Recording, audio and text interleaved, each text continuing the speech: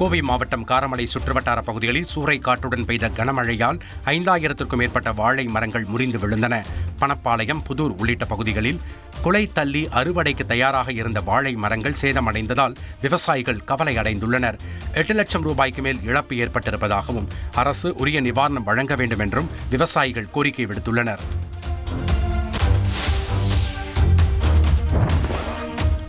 சேலம் மாவட்டம் எடப்பாடியில் சூறாவளி காற்றுடன் கூடிய கனமழை பெய்ததால் 2000 வாழை மரங்கள் அடியோடு சாய்ந்து சேதமடைந்தன. மேலும் பல வீடுகளில் மழைநீர் புகுந்தது. பல இடங்களில் மின்சாரமும் துண்டிக்கப்பட்டது.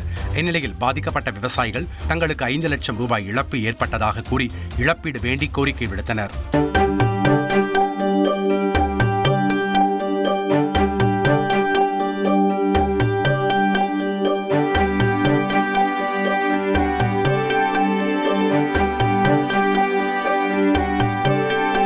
சார், என்னோட ரெசிக்னேஷன். ரெசிக்னேஷனா? எதுக்கு? நானே ஜாப்ஸ் உருவாக்கி பாஸ் ஆகலாம்னு இருக்கேன். எப்படி? Pass Vala. Pass Vala, be the pass.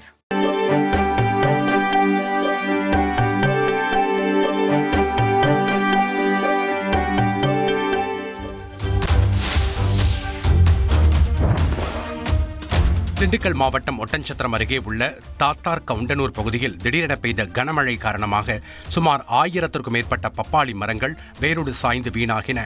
அங்கு சுமார் 20 ஏக்கர் பரப்பளவில் பப்பாளி சாகுபடி செய்யப்பட்டுள்ள நிலையில் தங்களுக்கு சுமார் 7 லட்சம் ரூபாய் இழப்பீடு ஏற்பட்டுள்ளதாக விவசாயிகள் வேதனை தெரிவித்துள்ளனர். பாதிக்கப்பட்ட மக்களுக்கு அரசு உரிய இழப்பீடு வழங்க வேண்டும் என்றும் அவர்கள் கோரிக்கை விடுத்துள்ளனர்.